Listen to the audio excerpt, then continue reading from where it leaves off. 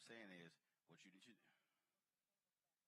and what I'm trying to tell you is, what you need to do is, if that does not work, you need to connect cable out.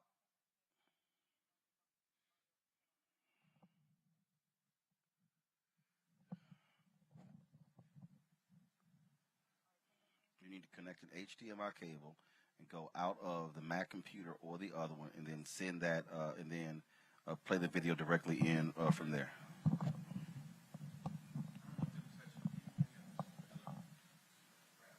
What?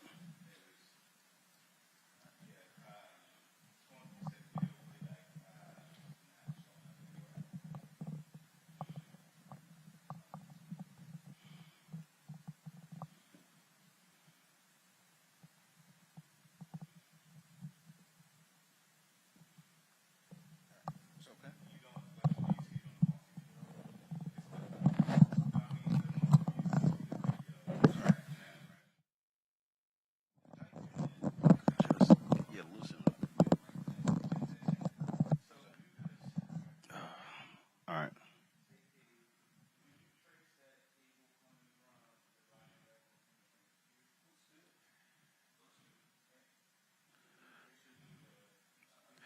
All right. So look, here's the deal.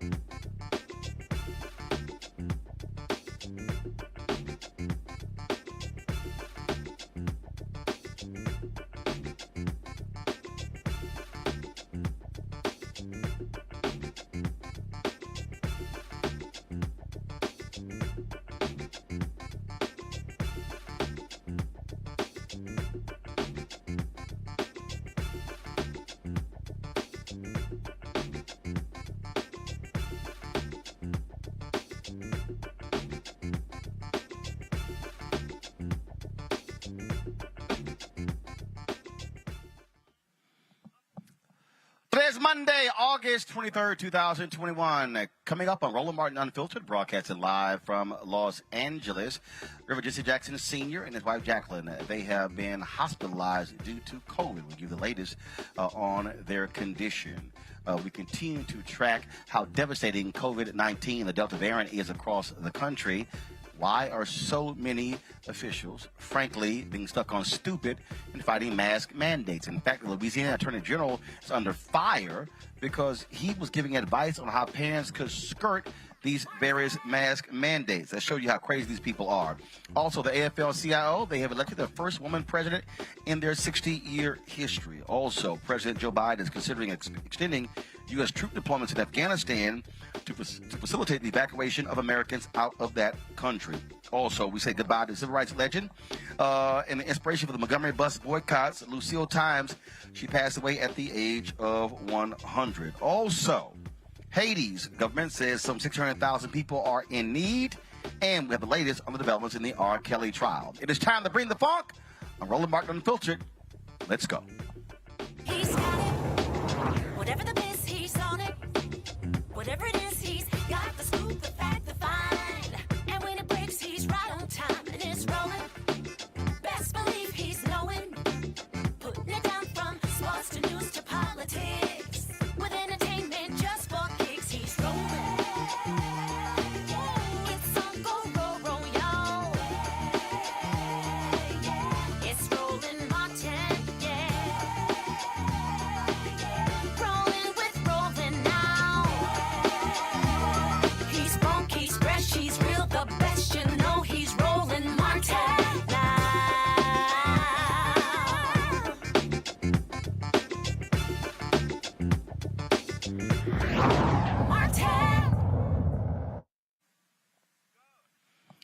All right, folks, Roland Martin here, broadcasting live from Los Angeles, California. COVID continues to dominate the storyline all across the country as we see more people being diagnosed and impacted by the Delta variant. The FDA, they have finally given a full approval to the Pfizer COVID drug, and so now it has a full. So now it's going to allow them to actually be able to distribute this all across the country. We continue, as I say, to deal with this issue. Over the weekend, we found out that Reverend Jesse Jackson Sr. and his wife Jacqueline Jackson both hospitalized due to COVID. Let's talk about where we are right now with Dr. Tyson Bell. Of course, he is the critical care and infectious disease expert at the University of Virginia. He joins us. Always glad to have you on the show, Doc. What is interesting here is that we are seeing this Delta variant. We keep having experts on trying to explain to people what's going on here. That when people don't get vaccinated, then they get COVID, the virus is mutating and becoming a deadlier virus. Could you please explain to folks what that means? Thanks for having me on, Roland. And sadly, you're exactly right. Each time the virus infects someone else, it's like playing the lottery. And just like playing the lottery, if you play the lottery once, probably not going to win. But if you have a whole lot of tickets, there's a greater chance that you'll have a breakthrough. So just like with the lottery, the COVID-19 virus, if there's a lot of it circulating in the country and across the world, it has more lottery tickets and it has that chance to find that variant that's going to cause more problems. So in the case of the Delta variant, this one emerged in India, in a country that had a very low vaccination rate. It just exploded throughout the country as we saw. Delta variant emerged, and now it's over here. And so, of course, we're at risk now of having further variants, and that really just reemphasizes the point that we absolutely have to get more people vaccinated, decrease the chances that the virus will continue to spread throughout the country.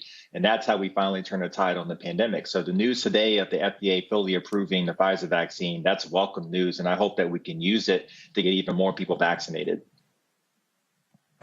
So, Doc, you're saying that the more people who are vaccinated, it decreases the chances of new variants being developed, right?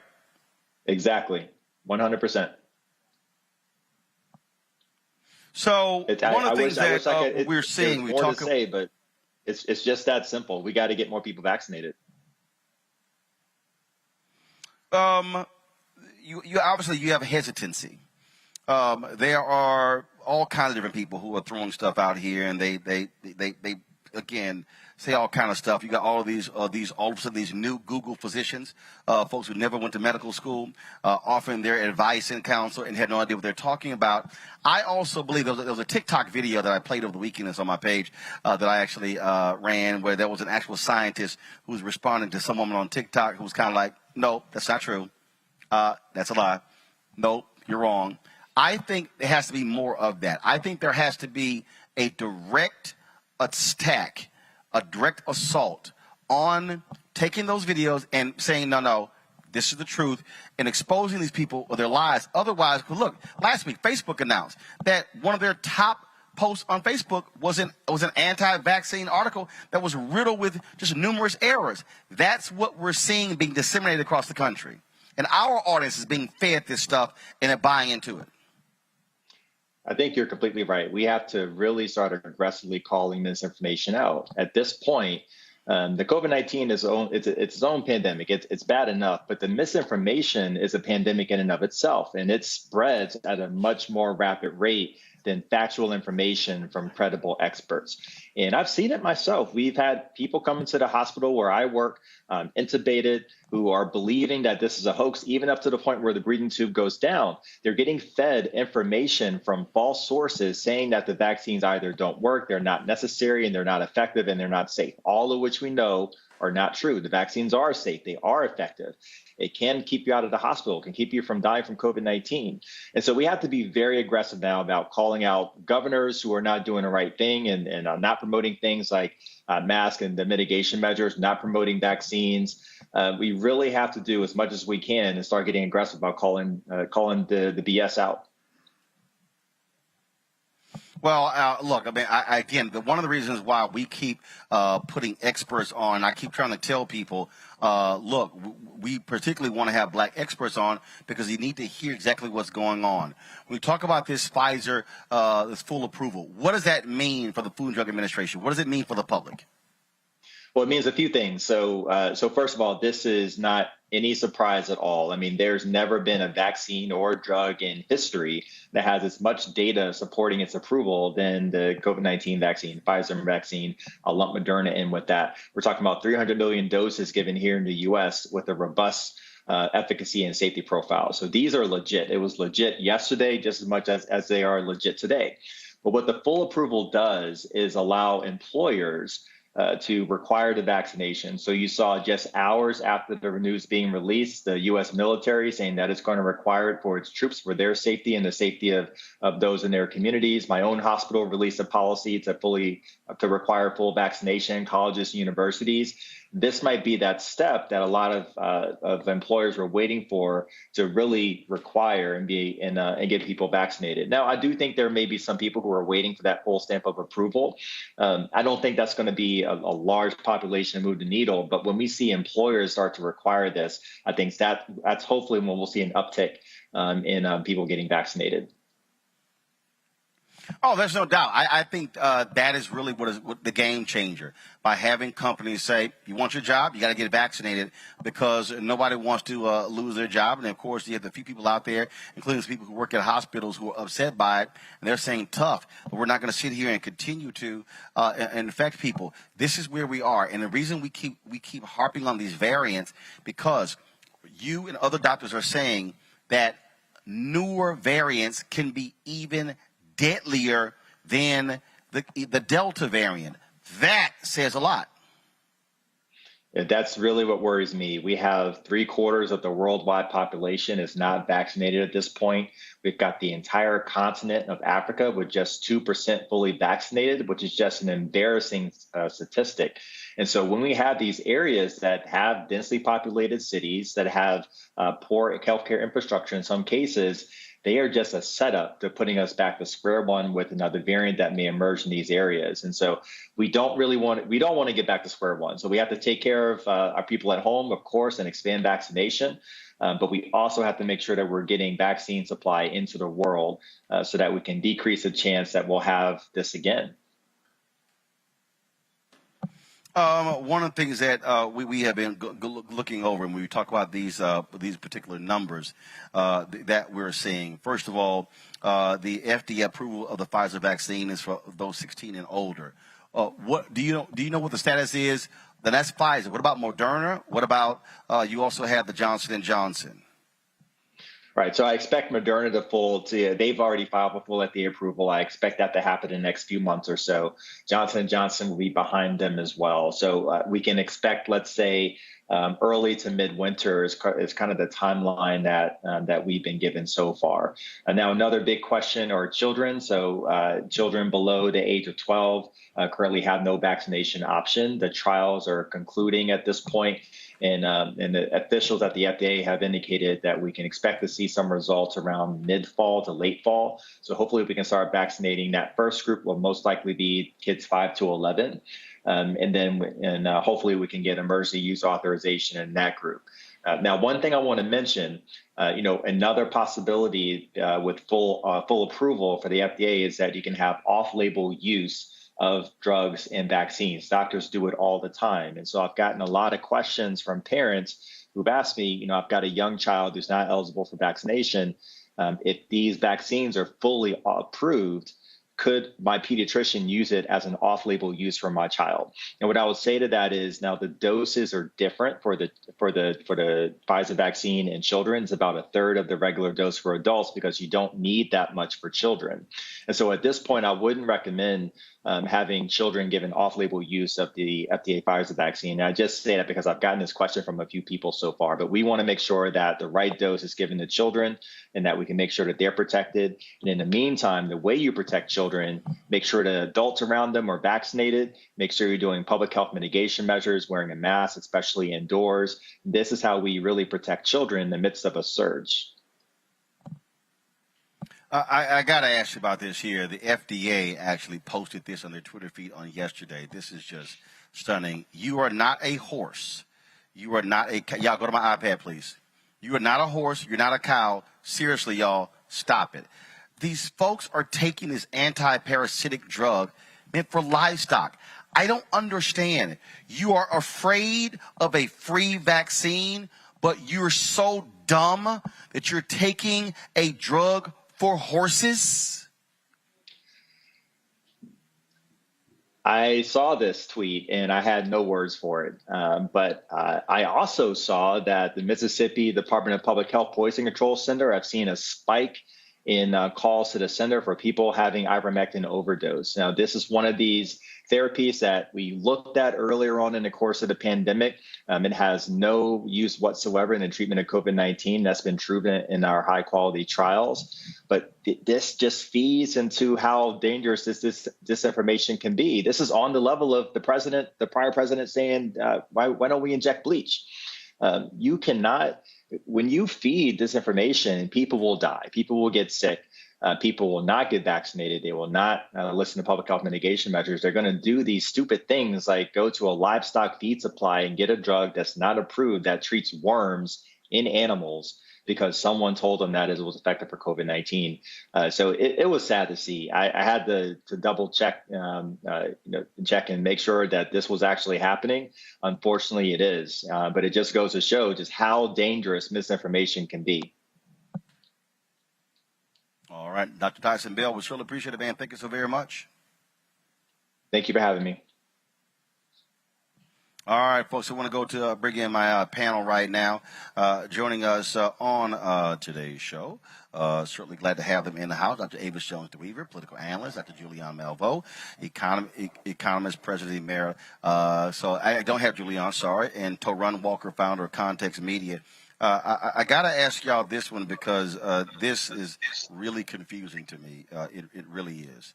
And that is when I look at this, when I look at these numbers and you look at these states that are the best states in terms of positive rate, lowest rates. And so highest vaccination rates among states, Vermont, Hawaii, Massachusetts, Connecticut, and New Jersey. They're the highest vaccine rates. The lowest positive rates of COVID, Massachusetts, Rhode Island, New York, Vermont, and Maine. Then, of course, we have low hospitalizations. Vermont, New Hampshire, Maine, Massachusetts, and North Dakota. Then you have the lowest death rates. Vermont, California, Connecticut, Wisconsin, and Washington, D.C. reported the lowest death rates.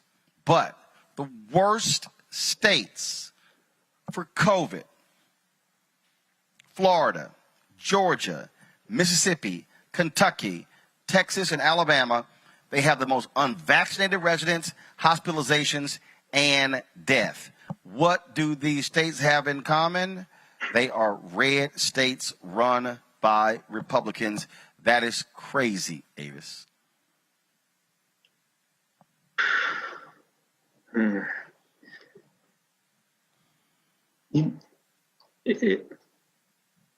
Avis, I can't Sorry hear. about that. Can you hear me now? There you go. There you go. Perfect. Yes. It is ridiculous. And I have to say, I'm a bit shocked that no one has yet sued any of the governors of the state in some way for having these ridiculous rules in place in which they are literally penalizing people for taking the actions that are necessary to protect themselves. And who are they hurting? They're hurting their own constituency. That's what's so crazy about it. You know, when this thing first started, it seemed to be largely concentrated in highly populated, very dense urban areas, right, were the first places pretty much that were hit.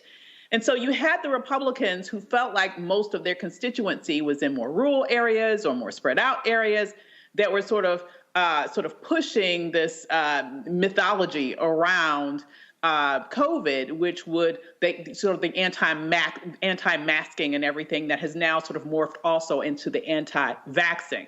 Now that we've gotten to a situation where their constituency in particular has fully bought into this and are now literally dying disproportionately results, now they're trying to pull it back, even where Trump himself tried to, say that he was vaccinated, got booed on stage for saying it. The bottom line is this. They have injected this poison not only in the country at large, but specifically and disproportionately within their own supporters. And now that they're trying to put the genie back in the bottle, at least some of them are, they're finding it very difficult, if not impossible, to do so. To run? It's really fascinating to me because I don't think I've ever seen a situation in American history where politicians that represent a constituency are actively trying to kill their constituents and trying to destroy the lives of the people they say they represent. I think there's a couple of things that are going on with this, though. I think some of this is classic regional stubbornness, where you have people who are so against being dictated to in their minds by the federal government that they're willing to injure themselves and physically kill the people in their states because they don't want to feel like the government's telling them what to do. That's one part of it. The other part of it is, like the doctor said, there is an extreme campaign of misinformation that's happening in the South. There is a lack of education when it comes to healthcare just in general, even before COVID happened.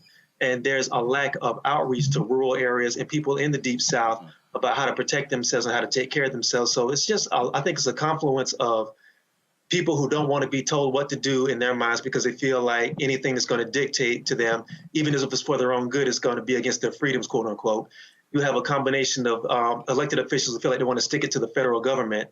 And then you have this long history of misinformation and neglect of Southern health issues. So there's a lot of things going on, and it's all dangerous.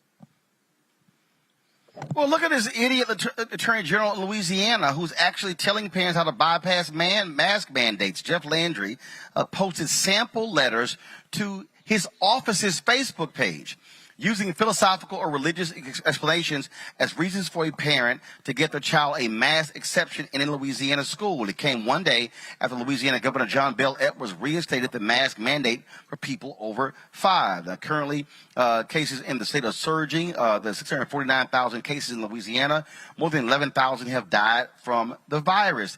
But to post that on his personal page. And here's the deal. The Catholic Church has made it perfectly clear they're not going to be offering religious exemptions for people trying to use their Catholicism as a reason not to get the vaccine. It is unbelievable, unbelievable. And what's really sad is that these poor children really have no say in the matter. They are relying on their parents to protect them and to look out for their best interest. And unfortunately, a large proportion of them likely have very idiotic parents. The challenge is that those children aren't segregated from the other children. And masks are most effective when you have universal adaptation of that. You know, if you are sending your child to a school masked, but they're in a classroom with a large proportion of their classmates who are unmasked, you're not really putting your child in a safe environment. And so those families who are trying to do the right thing, are trying to protect their children, they themselves are now being put at a disadvantage that puts their children's lives in danger and their lives in danger. The bottom line is that the Delta variant is different from the original version of COVID, which we know disproportionately impacted, of course, the oldest Americans. And now we're seeing that younger people are being disproportionately impacted as compared to the first version of this virus. And we're even seeing that children are being negatively impacted and ended up in ICUs. And so the fact that you have adults who claim to be leaders literally putting out cult-like information that is this today's version of making people drink the spiked Kool-Aid. They're like modern day Jim Joneses trying to murder their own followers. I just don't understand why this idiocracy continues to be dominant within the Republican Party to a point where they're killing their own constituency and just don't seem to give a damn about it. Folks, this is impacting. Sorry, Taran, go ahead. I was just going to say that I want to know what's really behind this, because there's no logical explanation for elected officials in these states to move the way they are. I want to know what's behind this, what's driving this, and I want to know who's getting paid for this, because this just makes absolutely no sense. I mean, there's no logical political gain you can get from this. There's no political party in power. It's like their leader Trump is no longer in power, so they're not going to get any kind of feedback from that. You're not going to get any kind of benefit from that. So I don't understand why these people are so adamant about putting so many of the people who are in their states who they claim to say they represent at risk. I don't get it. I get it. It's because the hardcore right is filled with crazy, demented people who believe in this. Our liberties are being taken. This is so grossly unfair. That's what's driving it. But the bottom line is it's idiotic. And folks like Landry should be booted out of office. COVID is impacting so many of us, folks. Many were shocked to hear the news. Reverend Jesse Jackson Sr., as well as his wife Jacqueline, were hospitalized in Chicago over the weekend with COVID. They remain in the hospital. They've been treated at Northwestern Memorial Hospital in Chicago. And Reverend Jackson was vaccinated in January. We have not had confirmation that Mrs. Jackson was vaccinated. And doctors report the couple is responding well to treatment, and both are resting comfortably. This was distressing to a lot of people for a lot of reasons. Avis, Reverend Jesse Jackson Sr. is 79 years old. His wife Jacqueline is 77 years old. That was one of the first thoughts that came to my mind. You know, I was at least relieved to hear that at least we know that Reverend Jackson has had his vaccine, and so hopefully that will reduce his chance of actually succumbing to this virus. We hope that his wife also is vaccinated. But the bottom line is he does have his advanced age against him, working against him in this situation. So we certainly hope that both recover from this and are able to move forward in their lives for many, many, many years after their bout with COVID. We're definitely hoping and praying that they recover fully. To run, it's certainly something that we are all praying for, and hopefully things turn out well for both Reverend Jackson and Mrs. Jackson. Absolutely. And there's another factor at play here as well. We know that Reverend Jackson was dealing with some other health issues, which COVID definitely would not help. Parkinson's. Yep. Yeah, and it's good that he's on the mend, him and his wife. The other part of this too is we have a whole generation of civil rights icons and civil rights leaders who are aging. And they are also, some of them have left, like in the past couple of years, we've seen C.T. Vivian, John Lewis, other people who have passed away just very recently. And I think we have to have a conversation as well, even outside of their illness, is the fact that who's going to be taking their place and where is that knowledge, where's that information going to go when these people eventually pass on? I think that's something that we have to consider as well. Who are they grooming? All right, folks. Let's now go to New York, where day 4 of the R. Kelly trial took place today with explosive testimony from a woman who claims that she was sexually abused by R. Kelly when she was 17 years old. This is, again, day 4 of the trial of the R&B singer. And like last week, testimony have been nothing short of shocking. One of Kelly's former girlfriends, Azriel Clary, testified the singer knowingly passed on a sexually transmitted disease to her, adding the artist promised fame in exchange for sexual favors. However, Kelly's lawyers have labeled the accusers groupies who want to take advantage of his fame and fortune. Now, Kelly is found guilty. He will be sentenced to life in prison. Joining me now to discuss this is Orenique Odelier, co-founder of hashtag Meet R. Kelly. Hope I pronounced that correct. You were pretty close. It's Orenique Odelier. Gotcha. Orenique Odelier. Okay, got it. So, Orenique, let's talk about what we're seeing now. First off, we're actually seeing, for the first time, women who were sexually assaulted by R. Kelly when they were underage. That is not what we experienced in his first trial when he was acquitted in Chicago. Yeah, I think now, with all of the progress that we've made as a society, as a culture, and as a community, women now feel safer and more emboldened to show their face and stay in front of the world what happened to them.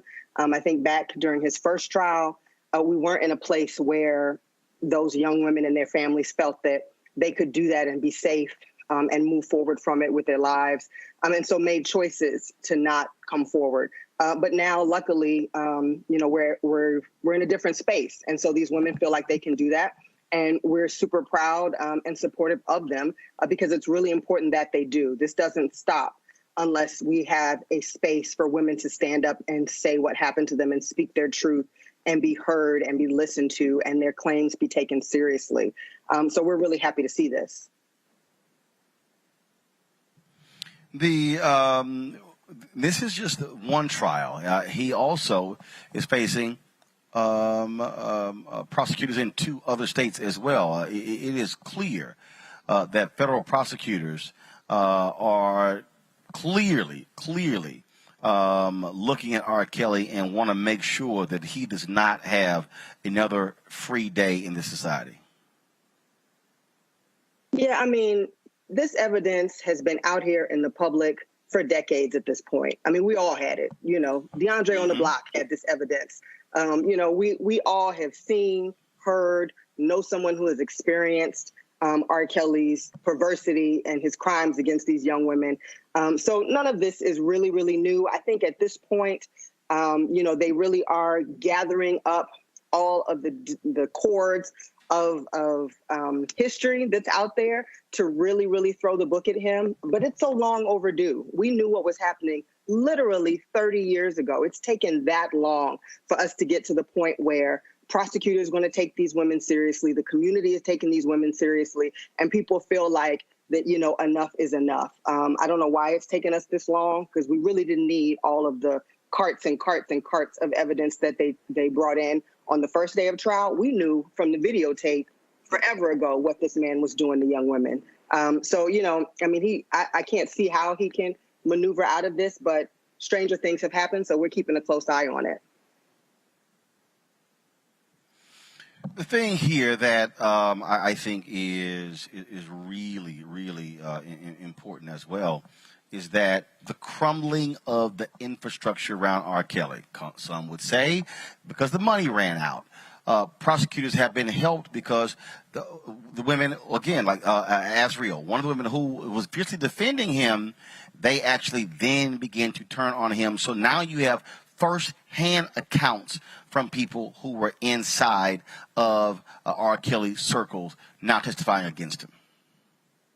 Yeah, a big part of that absolutely is the money running out, which is why Mute R. Kelly was a call for a financial boycott of the singer. We've known forever that it was the money that insulated him from the consequences of his crime. It was the money that allowed him to pay off families. It was the money that allowed him to pay off victims. It was the money that allowed the record companies to feel that they needed to continue to hide what he was doing and clean up after him. It was the money that was hiring the bodyguards that were guarding these women. You know, I mean, it's always been the money that has kept him from consequences. And so we called for people to stop financially supporting him so that that wall could come down between him and justice. And when the money goes, people are less inclined to hide your secrets. They're less inclined to, you know, try to take up for you out here because they no longer have a financial incentive. So you're seeing, you know, managers and road managers and people who've worked with him now will come forward because he's no longer the cash cow. And so now they've got to think about saving their own butts, and they're going to, you know, spill the beans in court to do that. I want to pull in Toran and Avis as well. I mean, this is to the point that Oronike makes there. Avis, it was absolutely vital to go after the money. The reality is there were stations that continued to play his music. There were individuals that continued to book him. I remember when he was on the Tom Joyner Morning Show cruise. And it was very, I mean, I remember being at that cruise going, R. Kelly's performing? Really? Who'll prove that? And there were a lot of people who made excuses because the reality is R. Kelly was still a hit maker. That's exactly right. I mean, you know, this is no secret. Absolutely correct to say that his abusive behavior has been known literally for decades. And there has been several investigative reports. You know, you would have to have your head in the sand not to know what was going on with R. Kelly and what had been going on with R. Kelly since the days of Aaliyah. Okay. And so what it has shown to me, though, when I think about it over the years, because I was one of the people, even in those times, like you, asking in a variety of situations, we still giving this man legitimacy? What does that say about how much we value, or shall I say devalue, Black girls? You know, if he was targeting white girls in the way that he was a serial abuser to Black girls, would have had all of these decades of freedom? And why is it that the Black community for so many years seemed to give him a pass? Because they kind of like the music that he was coming out with. It is both the money, but it's also, for some reason, a community response that still seem to, on the one hand, still reward him by still going to his concerts, by still buying his music, by still sort of shaking their butts to his latest hit, and at the same time making excuses, as well as victim blaming the young women that he himself were targeting, going to schools, getting girls leaving school. You know, come on now. We've known this for decades. So I would just have to say, it is about time that the chickens came home to roost. Yes, I agree that the money needed to be cut off in order for people to come out of the woodworks who had been protecting him in the past because they knew that they were getting some money on the back end. But it's unfortunate that the money had to be come off for people to finally live up to some sense of morality. Toran, it was the pressure led by a number of Black women that created the critical mass to get to the point we're at with this trial in Brooklyn. Well, you know, there's a saying that people's morality only goes as far as their pocketbook, and I think it's a wonderful thing that what you're seeing with the situation with R. Kelly's finally coming to pass, and you're starting to see some things come to fruition. But something I want to point out is that even though what R. Kelly's accused of and these crimes are disgusting, he's just one example of something that's very prevalent in entertainment. The entertainment business can be a very ugly place. It can be a very, very predatorial place. It can be very dangerous for women, especially Black women, and for men to a degree. But because so many people who are so guilty of a lot of these crimes are insulated, like the other two ladies said, by power structures and by record labels and by a whole infrastructure that basically shields them from any responsibility for the things they do, that it's very rare for a situation like this to get to this point. I think what happened with Harvey Weinstein kind of like opened a lot of doors, and it kind of knocked down some walls about like what you can do and how far power can go in the entertainment business if you are, like, say, a celebrity and you have people who are willing to cover for you. But we live in an age now where a lot of the things that we heard about in the 60s and 70s with like rock bands and like with punk rock bands and even country stars and this sort of thing, you didn't have the fast moving infrastructure and the fast moving social media that got these stories out into the public like you do now. So what you're seeing is immediate results, even though in this case it took decades to happen.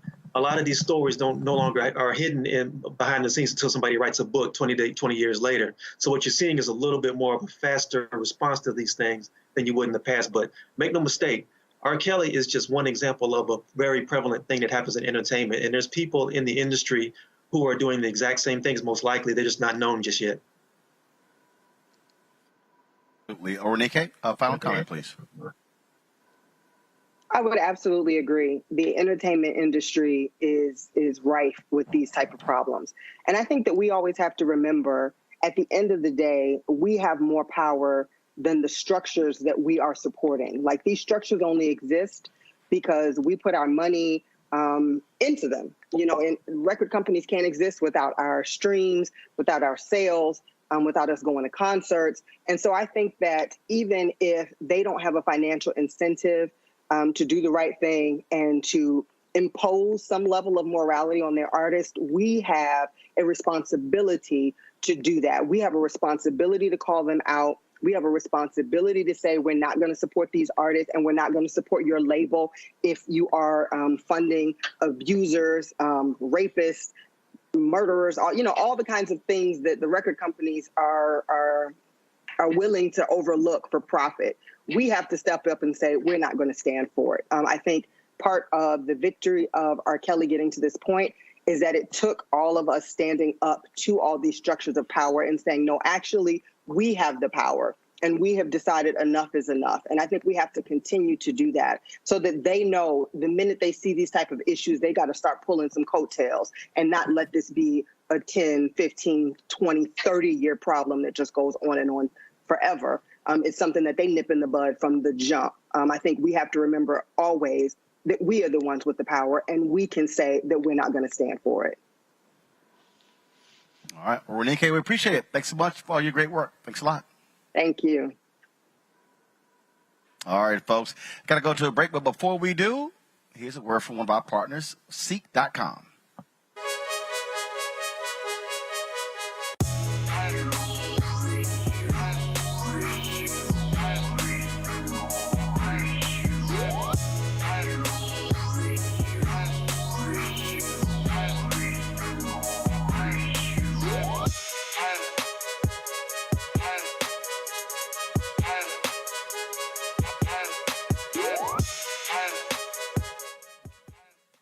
Seek.com is founded by Mary Spio, a sister. It is a virtual reality company where they have content on their site. Again, Seek.com. They also have their products. They have the 360-degree headphones. These headsets are amazing. Tremendous bass. You can use these headsets for gaming as well. Plus, they have their virtual reality headsets where you place your cell phone into the device to allow you to see that VR content, but also a 360-degree video. If you want to get those headphones or the VR headset, all you got to do is use this promo code RMVIP21, RMVIP21. Go to Seek.com to get their products. When you support them, you support us because a portion of the proceeds come back to us at Roland Martin Unfiltered. All right, folks, got to go to the break. When we come back, more from Los Angeles, including we'll tell you about what's happening in Afghanistan. A sister Lucille Times, 100 years old, civil rights veteran, passes the way, will tell you exactly what she did and what she's all about. Plus, big changes at the AFL-CIO after the unexpected death of their leader, Richard Trumka. Will tell you who their new president is. You're watching Roland Martin Unfiltered. Back in a moment. When you study the music, you get Black history by default. And so no other craft could carry as many words as rap music. I try to intertwine that and make that create whatever I'm supposed to send out to the universe. A rapper, for the longest period of time has gone through phases. I love the word. I hate what it's become, and to this generation, the way they visualize it. Its narrative kind of like has gotten away and spun away from, I guess, the ascension of Black people.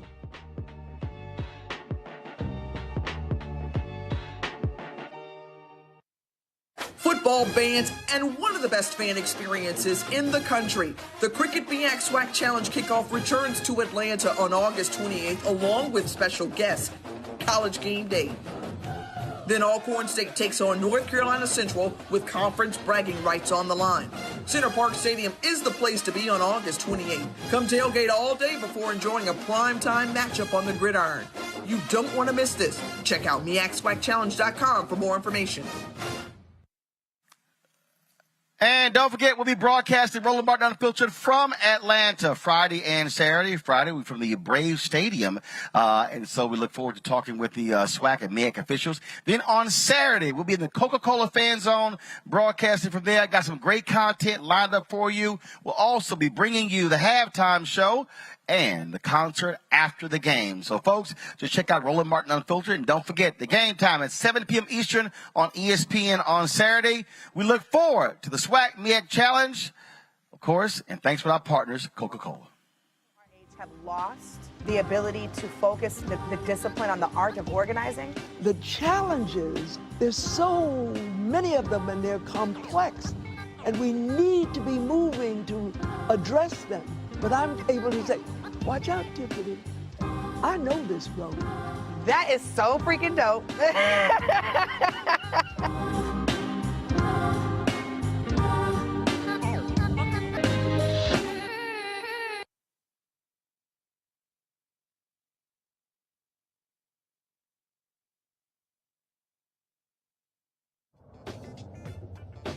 I'm Chrisette Michelle. Hi, I'm Chaley Rose, and you're watching Roland Martin Unfiltered.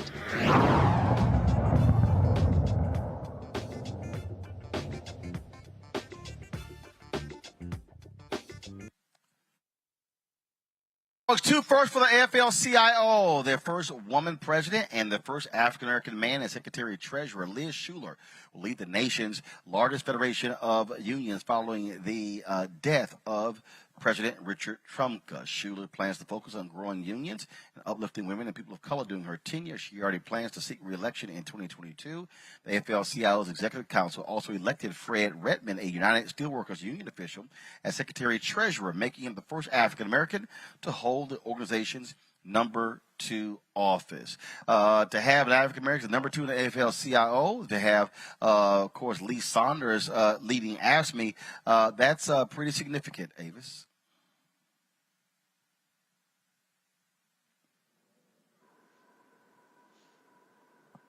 All right, Avis, you still there? Yes, sorry. Yes, it is pretty significant. Right, can you hear me? Yeah, it is pretty significant. So, yeah, go ahead. Yeah, so oftentimes, unfortunately, this was a surprise to lose a leader so suddenly. But it is good to see that there are people that were in the wings that are capable of coming in that have that will bring with them a very diverse standpoint and viewpoint. So it's wonderful to see this organization get its first Black woman. It's wonderful to see the woman, and it's wonderful to see a Black man as Secretary Treasurer. So it's great to see people in leadership of the AFL-CIO that in many respects will reflect many of its members and really look at what they can do for working people moving forward, being individuals that are coming from backgrounds that will allow them to better understand what some of the people they are representing are going through on a day-to-day basis. Absolutely. And so let's talk about here in California, where a California woman is suing Northern California Police Department after being knocked unconscious during a traffic stop. Nakia Porter and her father were traveling through Northern California when they pulled over to switch drivers. Well, a Solano County Sheriff's car happened to be at the exact place where they pulled over. A female deputy approached Porter, explained what they were doing. It wasn't until another deputy walked up that this happened.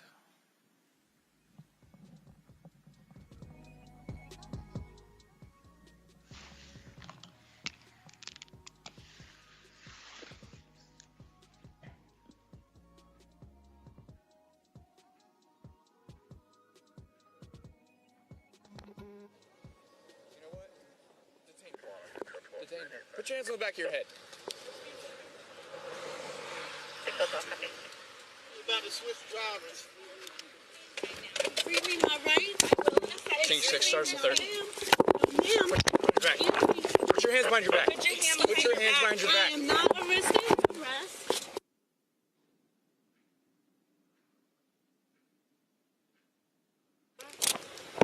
Change 6 starts to 30. Last week, they are approaching me and putting me on the car with force. So those that are listening, I am not arrested. Yes, you have 2 different plates on your vehicle. 2 different plates, but you're pressing on me. You're not reading. You're not rights listening. or anything. You're not listening. Excuse me. What are you doing? Why are you pulling me away from the car? Going in. Now, Porter is accusing the Sheriff's Department of violating state and federal civil rights protections. I'm watching that video, Avis, and I'm confused. Why in the hell is she being arrested? I am confused. She was confused too. It's like zero communication whatsoever from those officers. They just went straight to, I would argue, violating her. And what's really disturbing is that she had children in the car that are there to witness it. You know, I really think that it's important that, people see videos like this to show this woman was not, she was not violent. She was not acting aggressively. She was not acting in any way, I would say, irrationally. She was calm the entire time, probably a whole lot more calm than I would have been under those circumstances. She never even raised her voice. And so the way in which she was manhandled by those officers without giving any explanation as to why they even put their hands on her in the first place is ridiculous. They need to be held to account. It makes no sense to me. I'm not an attorney, but I don't understand how a police officer can come and manhandle you in that way, put cuffs on you, take you away from those children. God only knows what happens to the children once she's arrested.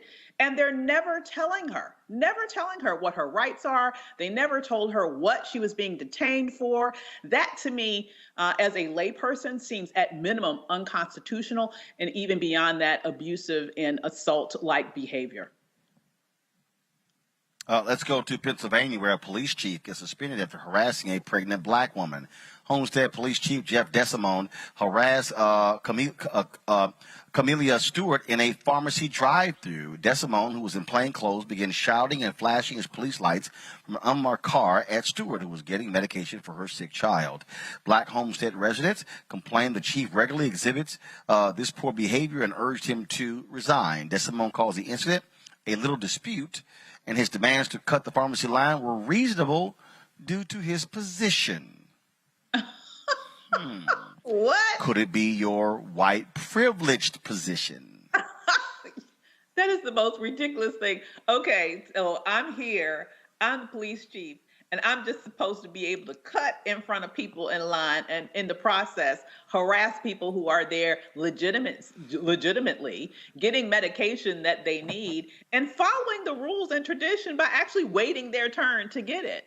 And, I see that he's suspended for 3 days for harassment, but once again, I don't understand, that's really to me not enough. His position requires that he's supposed to be someone who protects and serves the public.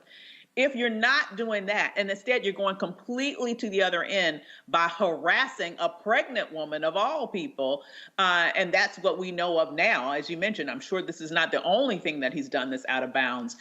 It really shows to me how important it is that we take advantage of our opportunity to shape who holds these offices. And oftentimes these police chiefs, it's either an appointed position or an elected position, which once again goes back to the importance of flexing our political power so that we make sure that those people who are in leadership in these types of positions at the state and local level are individuals who are not abusive once they get a little bit of power in their hands and go power tripping in the same way it seems like this police officer did at this moment. Absolutely. All right, let's talk about Haiti, where the death toll there rises as gang leaders offers to help relief efforts. Last week, Haiti was battered by, of course, severe storms. Now gangs are complicating relief efforts after stealing much-needed resources from rescue workers and causing havoc across the island. Today, one of Haiti's biggest gang leaders says a truce is in place and hopefully the recovery process can continue. More than 60,000 buildings were left destroyed or seriously damaged from the August 14th 7.2 magnitude earthquake. Haiti's Civil Protection Agency says more than 2,200 people are dead. 344 people are still missing. More than 12,000 folks injured, and nearly 53,000 houses were destroyed by the earthquake. In Afghanistan, the process to evacuate American citizens from Afghanistan continues. American officials don't have the exact count of how many people are left there, but they estimate between 10 and 15,000. The Pentagon reports 42,000 people have been relocated since July. President Biden is confident the United States can completely withdraw by August 31st. Evacuation efforts have been criticized for the chaotic and deadly scenes at airports. Evacuees are being flown across Europe and the Middle East to haven locations. You have folks in this country like white supremacist Tucker Carlson who yell, kick, and scream, "Don't let these people in America." And it's like, Tucker, it's not just your country. And now you talk about replacement theory. They're really mad because their numbers are shrinking. Yeah. I mean, this is something that we've been talking about literally for years on this show, right? About how the demographics of this nation is shifting, how it will, the clock is ticking in terms of how much longer this will, in fact, be a majority white nation. And what you've been seeing all across this nation politically and just in terms of the rise in hate groups and everything else that we've seen over the past several years is all connected to that. It is this understanding that representation is waning with regards to the white population. And it's this desire to do whatever they can to either slow that process down on the one hand, and on the second hand, change the rules of the game so that majority no longer controls in the same way that we do in a normal democracy, right? Like if you know that you're no longer going to be in the majority, but you still want to hold on to power, what do? You undermine democracy. So we see both of those things happening at the same time by the ilk of a Tucker Carlson, of a Donald Trump, of all of their crazy wacko followers who are very organized and I would argue very evil in a lot of these efforts, all the way down to everything that's happening at the state level to undermine our voting rights. It is all connected. And so when I look at what you have people like Tucker saying right now about Afghanistan and refugees, it is definitely right in place with that same songbook that they were seeing under the Trump administration, because the last thing they want to do is to do anything that would result in more people of color coming to this nation, which would even more greatly accelerate the day in which this is no longer a majority white nation. Folks, gotta go to a break. We come back, Fit, Live, Win. Lifting weights in order to lose weight. Does that make sense? My guest says so. That's next on Roland Martin Unfiltered, broadcasting live from Los Angeles. Back in a moment. Floyd's death hopefully put another nail in the coffin of racism. You talk about awakening America. It led to a historic summer of protest. I hope our younger generation don't ever forget that nonviolence is soul force. Priceless.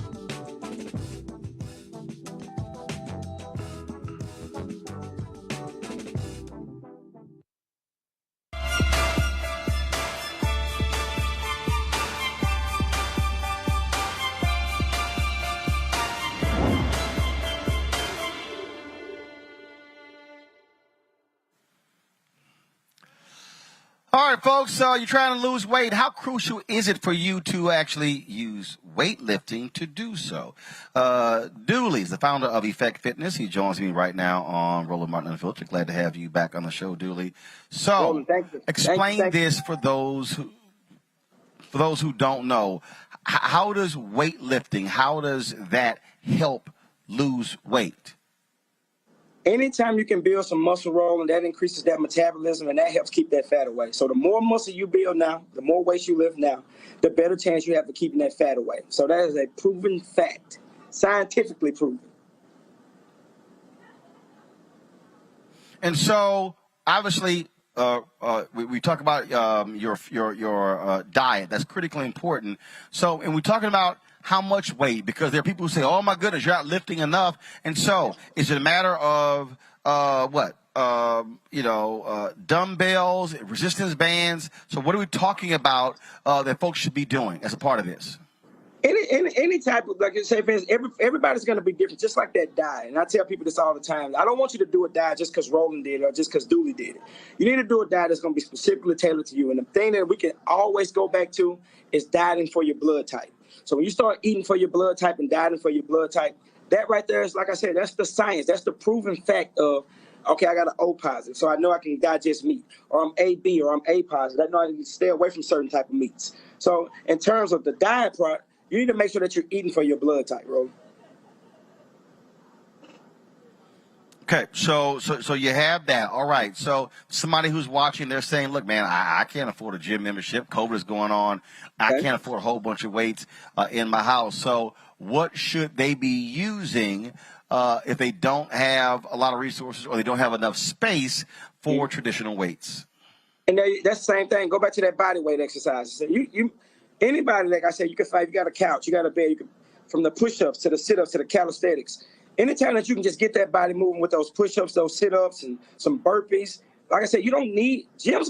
That weight lifting equipment stuff, that's obsolete almost, man. So if you can just get that body moving, use your body weight and some resistance training, you'll be just fine. Avis, got a question for Dooley? Absolutely. So, I think that with weight training, because, I am a fan of weight training, I get it. Oftentimes women are concerned that they're going to end up looking bulky, that they're going to end up looking I love this. A female version of the Incredible Hulk, what can you tell women about the importance of weight training so that they get a sleek physique? Yeah, I get that a lot, because the one thing you don't want as a woman, you think about as we get older, how our body starts to tip forward and we have that hump in our back. The more muscle you can build now, the better chance you got to stand upright.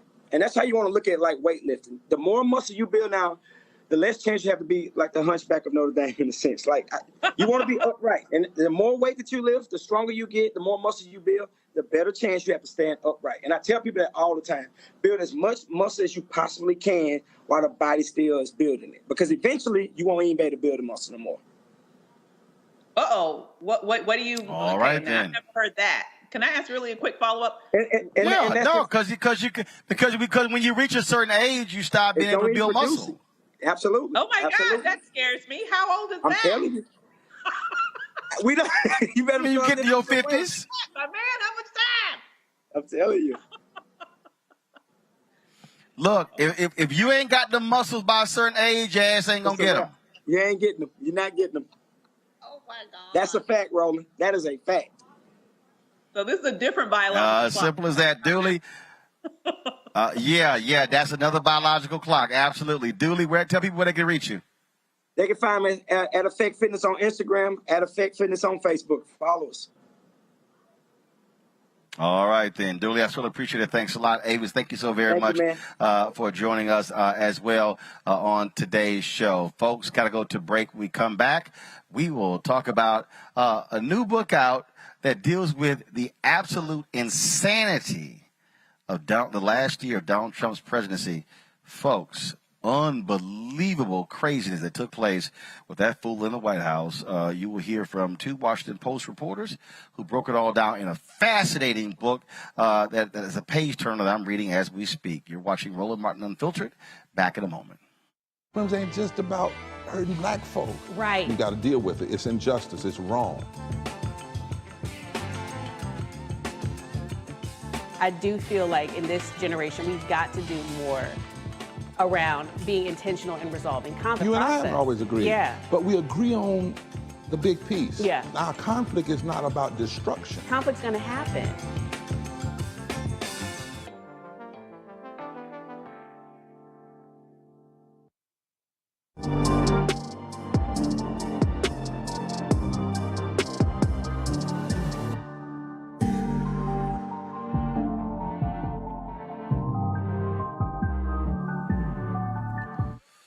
Yeah, we all know how wild and crazy the last year of Donald Trump's presidency was, but folks, it was even nuttier than you think. Philip Rucker and Carol Leone have break it all down in their book, I Alone Can Fix It, Donald J. Trump's catastrophic final year. I had an opportunity to sit with both of them to talk about the craziness that took place in the roller coaster this country went on in 2020. Here's our conversation. All right, let's get right into it. Carol and Philip, I got to tell you, reading I Alone Can Fix It, I'm sitting there as somebody who lived through it, who was there in Cleveland when he gave that speech, when he gave that line, and I'm reading this book and I'm going, I knew it was nuts, but this is really crazy. What this nation went through over the last 4 years with Donald Trump sitting in the Oval Office. You said a mouthful there, Roland. I'm not sure your question, but that's exactly how Phil and I felt reporting this book. You know, we were covering it in real time too. We were thinking we were doing a pretty decent job of writing about this for the Washington Post and for the public in 2020. But it turned out when we did the deeper excavation, it was so much more crazy, dangerous, and sort of spine chilling, bone chilling to walk through it again with some of the people that had been pretty silent about how frightened they were about Donald Trump's impulses, his idea of governing, and his quest to maintain his grip on power. You know, human lives really be damned. You know, Philip, it was just, again, just reading the first 100 pages, it was just one after another. And when I think back to just the first month of the presidency, I remember everybody was going, is this what it's going to be like for the next 4 years? And the answer was yes. Yeah, I think that's right. You know, we all experienced as Americans following the news and covering the news, the chaos, right? The daily and hourly news cycles of one crisis after another, after another, after another. And what Carol and I tried to do with this book, just as we did with our first book, A Very Stable Genius, is kind of hit pause and go back and take readers behind the scenes and let people really see what was going on in real time and in real life. It's so much more dangerous and chaotic and harrowing than we could see in public at the time. But when you sit down with those officials and really recount for the benefit of history what was going on, what the president was saying, what ideas he was proposing, what almost happened that didn't happen because some servant, public servant stood in the way, you start to realize that this country really was on the brink of changing, of our democracy falling. And the thing that really jumps out, I mean, y'all detail in really the beginning of the book. There's this obviously the pandemic, COVID-19, and if he had probably done a decent job, re-election would have been easy. I mean, so even with all the other stuff, all the other reporting, all the other things that went besides the pandemic, his base was so solid. The Republicans were so solid behind him. Folks would have been perfectly fine with him getting another 4 years. I think that couldn't be truer. I think that's exactly what was sort of fated to happen, was for him to have a second term. The economy was doing great. He was chugging along. Even if the economy took a hit from the pandemic, he was viewed as the defender for such a large portion of America, and Republicans were in lockstep with him. But exactly what you said, Roland, is what the Attorney General, who we all thought was completely beholden and loyal to Donald Trump, it's exactly what Bill Barr said to the president in a very sort of prescient warning in the spring of 2020. He said this chaos surrounding COVID, people are scared. They actually know some people who are sick, and they're watching these news conferences where you give these ideas of bleach injection, or you fight with your aides about whether or not masks should happen. This chaotic way you're dealing with COVID is going to cost you the election. He said he had a foreshadowing, as he told Trump, that he was going to lose just the way George H.W. Bush lost in '92 when Barr was his attorney general. And he couldn't have been more right. It did center so much on the fear around COVID and whether or not the president really knew how to handle or had the toolkit for a crisis. Philip, Peter Russell was a deputy press secretary for Vice President George H.W. Bush. And Peter was one of my professors at Texas A&M University. And one of the things that he said to me was, he said, Roland, the interesting thing is that the thing that people most like about you, meaning he was speaking of anybody, is the same thing people don't like. And folks, people who supported Donald Trump, black male voters, others, Trump is going to do what he says and mean what he says, and he doesn't give an inch.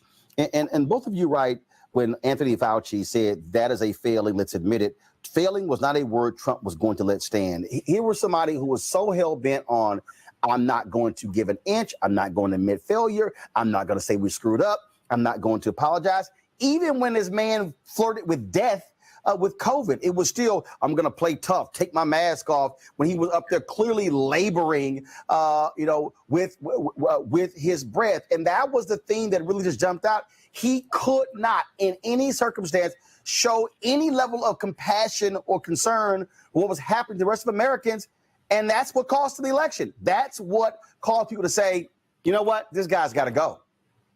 Yeah, I think you're onto something there, Roland, and that's a smart point about Trump's sort of inability and refusal, really, to admit failure of any kind in any circumstance. And I think what's at the heart of it is that he viewed governing as a public relations campaign. Governing was a branding exercise for Trump. He's been a salesman his whole life, whether he's selling real estate or reality television programs or his own political campaign.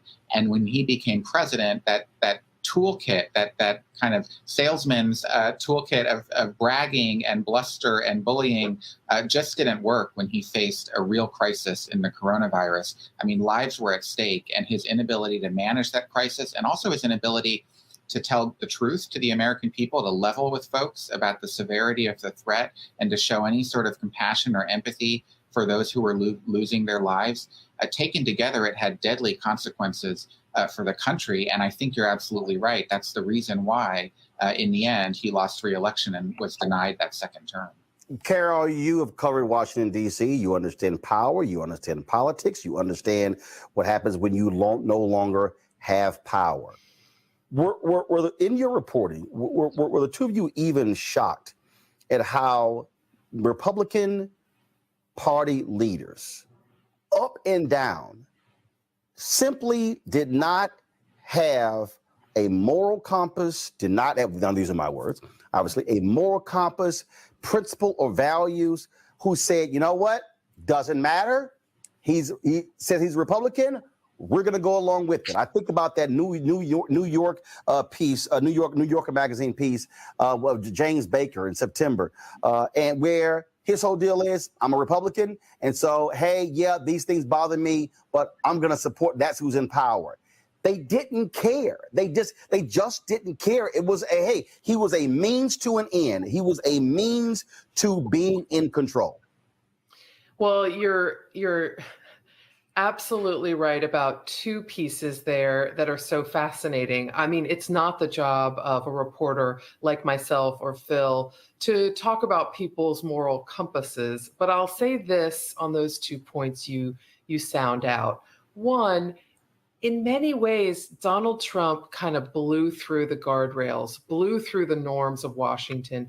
Law didn't matter, politeness didn't matter, partisanship that was nitty gritty and dirty didn't matter. You know, the basic benefit of the country. When you're governing, when you're a servant in the people's house, you're supposed to care about what happens to the people. That didn't matter either. And what Republicans in the legislature learned was, you know what? Donald Trump didn't pay any price for behaving that way. In fact, all he did was gain more steam and gain more power. You're right about COVID, right? That took him off the rails because people were frightened. And it looked so insane every day on that newsstand where he was giving the press conferences and none of it made sense. But Republicans learned a lesson just as Donald Trump was learning a lesson. There wasn't a political cost to behaving the way he did, to breaking the law, as prosecutors found in the Mueller probe, because he wasn't indicted, he wasn't charged, he couldn't be as a sitting president. And they learned that his vote base was loyal. His voter base was there for him, whether he enacted the policies he promised, whether he told the truth or not, whether he did anything of value for them. As long as he was on a soapbox saying he defended them and he cared about them and he cared about the America they believed in, whatever amorphous thing that was, those voters were with him. So that's a powerful lesson if you're trying to keep your job as a Republican in Congress, because you know you don't have to pay a price for how you behave, and you need the votes that Donald Trump, even after the presidency, still controls, still shepherds. And Philo, I think we saw that when Donald Trump attacked Senator John McCain about being a prisoner of war. And again, conventional wisdom, oh my God, how dare you? All the people who so-called love veterans and love the flag and revered Senator John McCain, people said, whatever the hell, that's all fine. And that to me, in real time, I was warning people, folks, if he's able to get away with that, you can forget about any other norms. And I think it was this constant deal in the media. Okay, have we reached bottom? I don't think there was ever a bottom with a Donald Trump presidency. I don't think that even now, even with all the claims of him saying, the election was stolen, there is no bottom. When someone doesn't care, they don't care. Yeah, I think that's right. I think Trump has proven over these years that at least when it comes to him in politics, there is no bottom. And I'm glad you brought up that McCain example. I was there in 2015 in Iowa at the Family Leader event where Trump made those comments about McCain. And I remember watching it and looking at the other reporters who were sitting around the table with me. And we all thought, oh boy, he really stepped in it. This is going to be the end for Trump's nascent presidential campaign. And sure enough, he didn't lose a single voter over it. And it was a remarkable show of his kind of Teflon quality within the Republican Party. And it just speaks to the fact that so many of his voters were making moral calculations. They decided to look past his transgressions, look past the nasty, petty attacks, look past the Access Hollywood video, grab women by the you-know-what, all because they thought he was fighting for him and because they thought they'd benefit from some of his policies, like his tax cuts. They could, somehow get rich, or the rich people could stay rich because of it. And they made these sacrifices, these kind of character trades, if it were. And that's how he ended up getting elected. And I think that's how he thought he was going to get reelected. And it's how he thinks today he might get back into the White House when he runs in 2024, which he seems to be intending to do. Carol, a lot of media people really got caught up in the economic anxiety storyline. I was one of the people who was saying, y'all, this thing is white fear. My book comes out in the first quarter next year, because in 2009, there was a poll and it asked, are you optimistic about the future of America?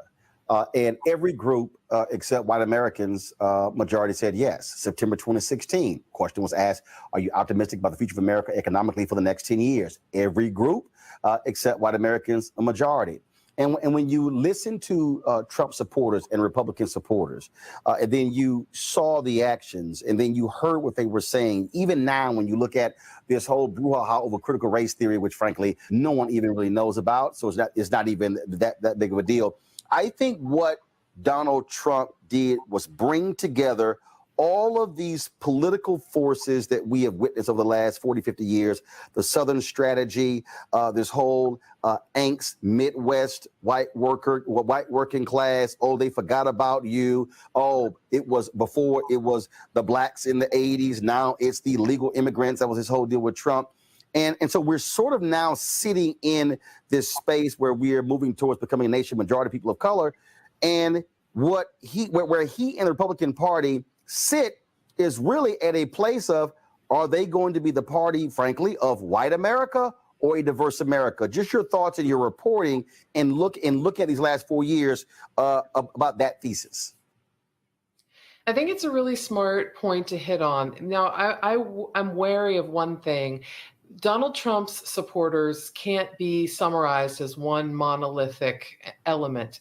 But right. But I like the two pieces you're describing. For example, we have found in our reporting that there is an overwhelming number of white America, especially white male America and white working class America, that feels looked down upon, feels left behind. The economic winds are not blowing their way. They may be the first generation in their communities to see their children do less well than they did. And that is causing quite a bit of angst and anger, fear and anger. And what Donald Trump was able to do, as I remember, Don McGahn, White House counsel, he went to see Donald Trump campaign. And in our last book, we report about how electrifying he found Donald Trump on the stump. He didn't think this mogul guy from New York, this real estate developer, was going to have any appeal to working class white Americans, but he had an amazing connection with them. But here's the other unpleasant part of that connection. While he taps into their anger and their fear about how America's changing, which really means how they're not doing as well as they once were or how they expected to do, he amps up the volume on their fear and their anger. Over the 4 years of his presidency, we heard him say things and especially in 2020, you think you're safe and well. Joe Biden's going to bring Antifa to your suburbs and your communities. What else is that code for? That is code for going to, that is just strictly code for, your white communities are going to be overrun by people of color and dangerous people, violent people. When he was campaigning in 2016 and when he was pushing his border wall in 2017, what was he amping up in terms of fear and anger? He was talking about Mexicans being rapists and killers that were streaming across the borders. Again, amping up that fear and anger, not trying to tap into it and address it, but just increase it so that he could use it for his own political gain. Now, there's another, again, in the non-monolithic piece, there are rich people who believe they're going to get richer by Donald Trump's presidency. And that no doubt benefited him throughout the 2016 campaign. And he believed it would carry him a great deal in 2020. But unfortunately, there were a lot of people worried about whether or not he was going to be able to save them from a crisis, and not sure, in fact, quite convinced otherwise that he wouldn't. Philip, on the point that Carol just made there, I would often say that you had these three forces that were actually moving down the same path. You had your national security Republicans who believed in the military-industrial complex. Oh, he's just going to just throw billions at the military. Cool, I'm down with it. Then you had the Grover Norquist Republicans who are all about taxes. Hey, fine, this guy's going to cut taxes. Doesn't matter what else he says, we're good. And then, of course, you had your white working class voters. who in their minds, hey, this guy's going to fight for us, even though when you look at his trade war against China, it screwed dairy farmers. It screwed folks, the soybean farmers, a lot of those same people. And I remember seeing this interview where there were a couple of them who filed for bankruptcy, lost their businesses, and they said, I will still vote for Donald Trump again. And I'm sitting there going, what in the hell are these people thinking? Where they actually lost their family farm and their business, and they still say, I'm going to vote for this guy. And it was just this.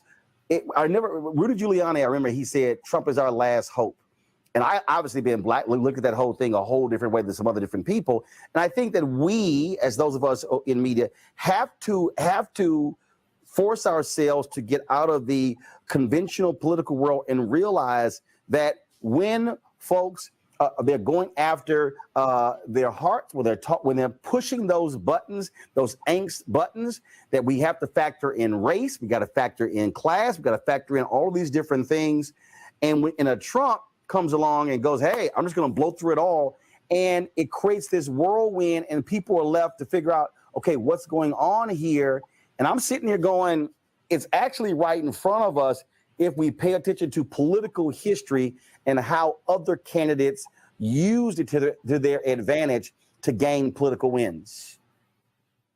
I think that's right. I mean, you're right to point out the racial elements here. You can't separate politics from all of those other factors. And certainly Trump was a master at, the dog whistle, which was, really more of a bullhorn. I mean, he made no bones about what he was trying to communicate and to whom. The one thing we should keep in mind, though, is that the people receptive to that message did not make up a majority of this country. In fact, even when he won in 2016, he won with 3 million fewer popular votes than Hillary Clinton. And he did not have anywhere near the majority of the votes that were cast in 2016. And then, of course, in 2020, he finished even worse vis-a-vis Joe Biden. So, that is not the majority view in this country, but it certainly is a large part of this country. And Trump was very effective at mobilizing those voters through these sort of coded racial messages. Are the both of you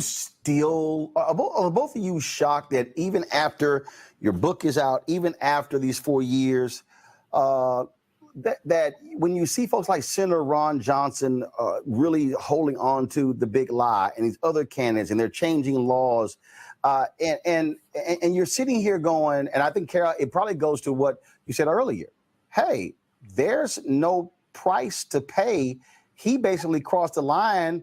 Everybody is cool, so what the hell? Let's join them. But are the both of you surprised at what you're seeing, that he continues to dominate the party even though he lost?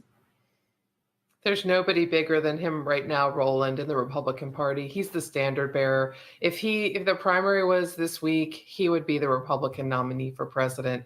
He's got that kind of power over voters who still view him almost as a demigod. I mean, let's keep in mind, thousands of them committed a felony almost at his request on January 6th, barged past police, broke into a federal building where there are no trespassing rules, carried weapons as they went.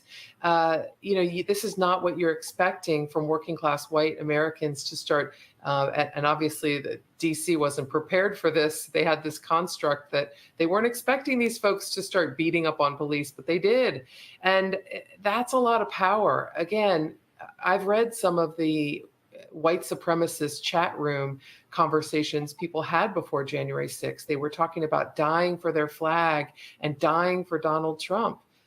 I don't know how much more powerful a bond there is. You asked if we're shocked. I feel surprised, and I don't, because he had a connection. He made them more upset and more angry, more fearful. And that hold is going to be hard to break. The only way it's going to be broken is if the leaders of the Republican Party who represent some of these red states start speaking the truth about what actually happened, what happened on January 6th, what happened in the election. Stop whispering it to Donald Trump and start telling it to voters. Philip? I think that's right. I mean, the only thing that surprises me, frankly, is that it took until January 6th of 2021 for one of Donald Trump's political events to turn violent and deadly. We were at a lot of those campaign rallies over the years, and it felt like kindling there. I mean, it felt like at any moment those crowds could erupt in anger and turn their violence on either the media or other people in their communities. And fortunately, that didn't happen very often. I'm just surprised it took until January 6th. I know this may the next question. I ask all authors this question when they work on books, and I'm sure y'all probably have more than one. And if you got 2 or 3, that's fine. What was the wow moment for you in writing this? What was that one piece of research or comment or quote that caused you to literally stop writing and go, wow? There were a lot. There were quite a few, Roland. I'm just going to try to keep it to 2 because Phil probably has quite a few as well. I remember when we were learning that in a meeting, Mark Milley was furious because Stephen Miller was telling the president in June that Black Lives Matter protesters were burning the country down. This is, again, right after George Floyd's death, after some protests outside Washington in that weekend. The tension is building, and Stephen Miller is explaining the country's burning down. These protesters are burning it down. And the chairman of the Joint Chiefs of Staff turned around with all of his shoulder and his arm and said, "You shut the F up, Stephen. You don't know what you're talking about." That's a pretty big thing to say in the Oval Office. Right.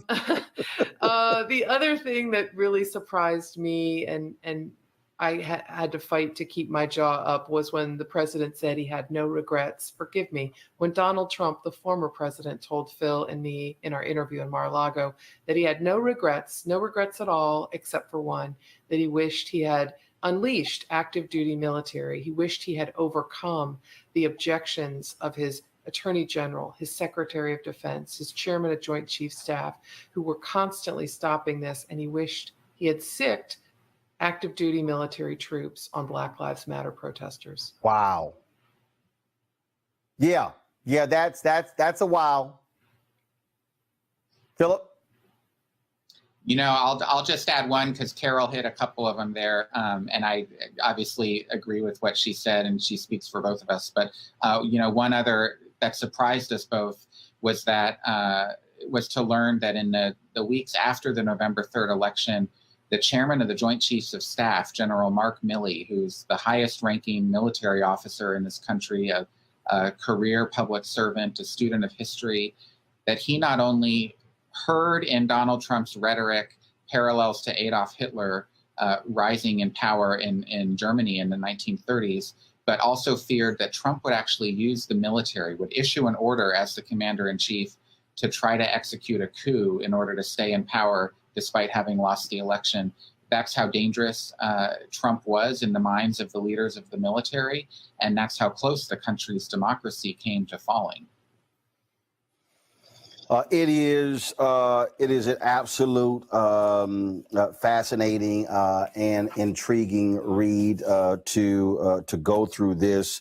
I think I read the first 100 pages probably within a few hours on one night, and I'm just sitting there just shaking my head going, my God, what in the world would have happened if we had to deal with another 4 years of this mayhem? It is I alone can fix it. And I think the subhead is apropos. Donald J. Trump's catastrophic final year. Carol, Philip, I certainly appreciate it. Great job with this book. And folks, definitely check it out. Thank you very much. Thank you, Roland. Thank you, Roland.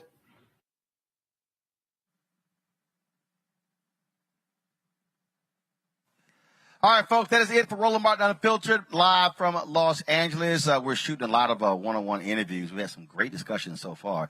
Richard Lawson, Glenn Turman, also Mario Van Peebles, Michael Collier, Bill Duke. And so I can't wait for y'all to see what we produced after we leave here. And so that's it for us. Don't forget to support us in what we do by joining our Bring the Funk fan club. Every dollar you give goes to support the show. So please, Cash App, $RM Unfiltered, PayPal.me/R Martin Unfiltered, Venmo.com/RM Unfiltered, and Zelle is Roland at RolandSMartin.com, Roland at RolandMartinUnfiltered.com. Don't forget to also, folks, follow us on YouTube. We're close to have 800,000 subscribers on our YouTube channel, so please follow us and click that button. So when we go live, you'll know it as well. All right, folks, that's it.